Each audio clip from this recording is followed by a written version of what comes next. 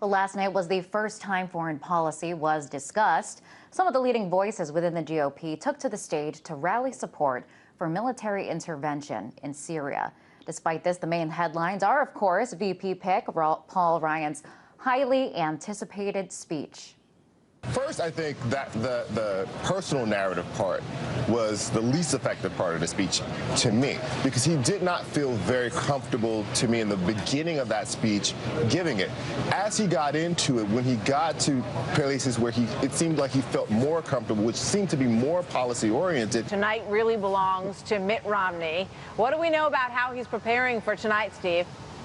We do know that he has practiced. You remember a poll report that came out on Sunday when he was in Wolfsboro, New Hampshire, at the residence there, that he was practicing at a virtual replica. Same teleprompter, same distance on the teleprompter, working on the speech.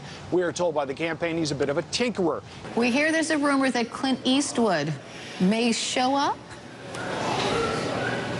Can you imagine Dirty Harry speaking at this forum? Steps from me, Carol Costello. I mean, what a night it will be. Here's what I can tell you. Here's what I can confirm. That the Romney camp is telling CNN, yes, there is this mystery guest. So there will be all these character witnesses, you know, folks who've worked with Romney at Staples and during the Salt Lake City Olympics, and also when he was, you know, running the state of the governor of Massachusetts. But we cannot definitively tell you that Clint Eastwood is showing up. Here's all this hype when we have political figures pushing for the U.S. to get involved in another military conflict. Take Condoleezza Rice's remarks last night, and she wasn't alone. Senator John McCain also blamed the president for not doing enough in Syria and pushed for prompt military action. Dictators in Iran and Syria butcher their people and threaten regional security. When other courageous people fought for their freedom against sworn enemies of the United States, American presidents, both Republicans and Democrats, have acted to help them prevail. And some headlines in print suggest military intervention is precisely what's going to happen. Here's a look at a few of them. Obama threatens to invade Syria. The Syria foreign minister, according to the Syria foreign minister, U.S. is a major player in the civil war. From the Washington Post, France urges action in Syria, and Turkey to open new Syria refugee camps for up to 120,000.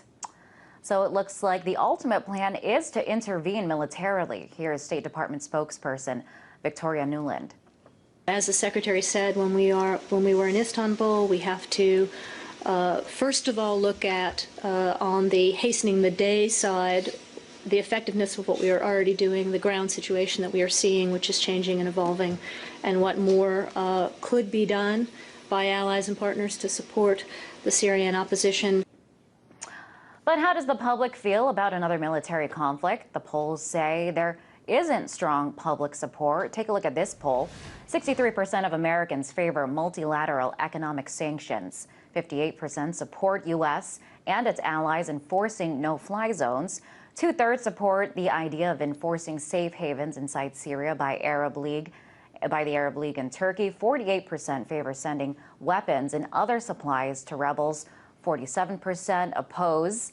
Overall, little support for U.S. ground troop involvement. Well, to discuss U.S. foreign policy in Syria, I'm joined now by Cole Bockenfeld, Director for Advocacy for the Project on Middle East Democracy. Cole, welcome. Thank you. So what do you think about those figures? Overall, it seems that Americans aren't overwhelmingly on board with the idea of direct intervention. Yeah, I think that's generally true. I think some of the comments that you see from Condi Rice and John McCain, it's interesting that those aren't reflective of the Romney campaign's position, that they're actually much further in front of him, and that his position is very consistent with the administration at this point. I don't think there's a lot of appetite for much more than we're seeing right now. Yeah, and as we just saw, we saw McCain and Rice really pushing for military intervention. McCain really criticizing Obama for not doing enough over there. And you could see, it was interesting, you could see the attendees of the event at the RNC.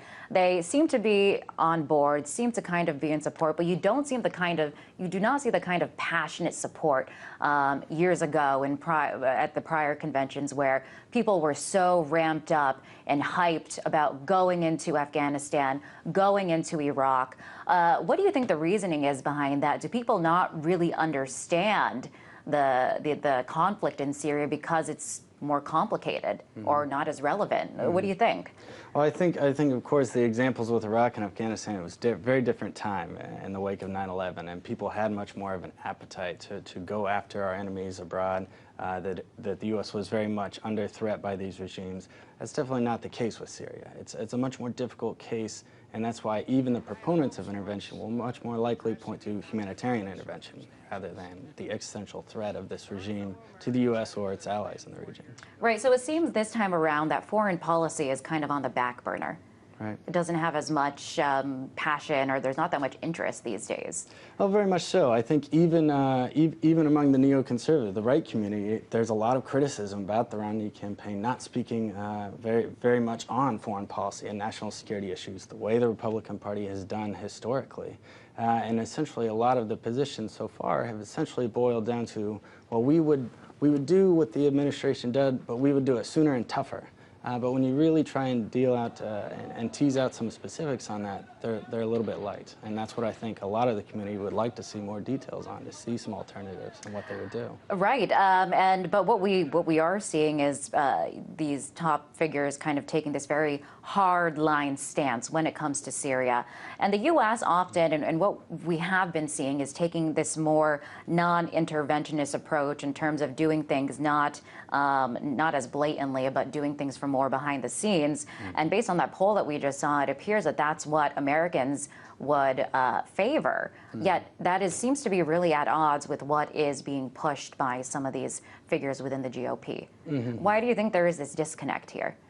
Well, I think a lot of that sentiment is coming from the neoconservative wing of the Republican Party, where the ideas of intervention based on human rights and democracy and so on are still very popular. And these are a lot of Bush administration officials that still very much believe in that school of thought.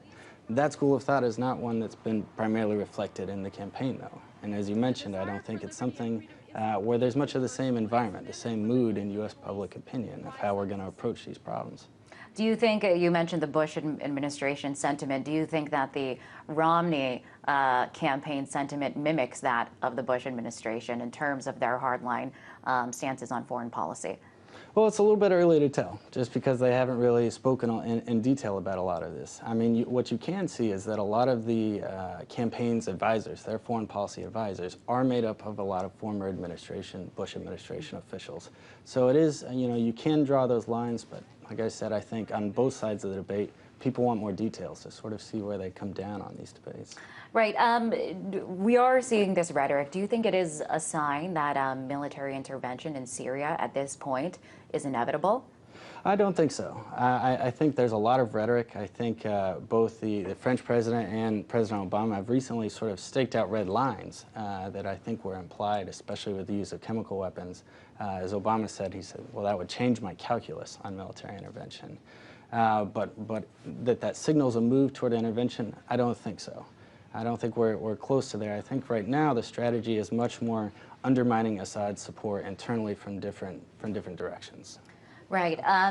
We are based on this rhetoric. It seems like there is this push to portray it as black and white, the Syrian. The conflict in Syria as black and white, kind of good versus evil, almost this simplification of what is going on there. Do you think that it could be a disservice by characterizing it like that, when in fact what's going on there is quite complicated? Well, it's definitely very complicated. I think that's really what's hindered the administration, I'd say, from making more decisive action. A lot of what they've been doing is spending a lot of time really trying to get to know the opposition. The differences between the internal opposition versus the external opposition, the influence of outside actors, where different communities fall on the spectrum. And until they can sort of get a better map, a better sort of spectrum of this, I think that will hold back really a lot of action here. Okay, I want to switch gears a little bit. I want to play a clip from you from newly elected Egyptian President Mohamed Morsi. Let's first take a listen to that.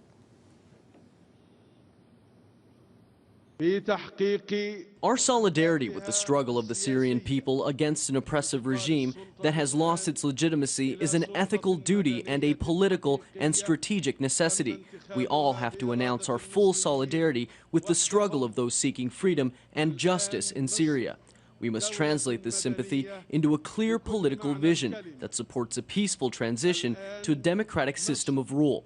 This will reflect the demands of the Syrian people for freedom. Okay, so we have very strong words there from from Morsi. What do you think he meant by that? What exactly did he mean by that kind of support?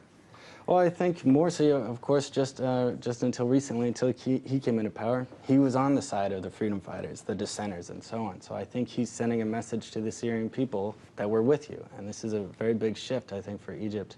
And particularly having this message delivered in Iran, it will have a big impact. All right.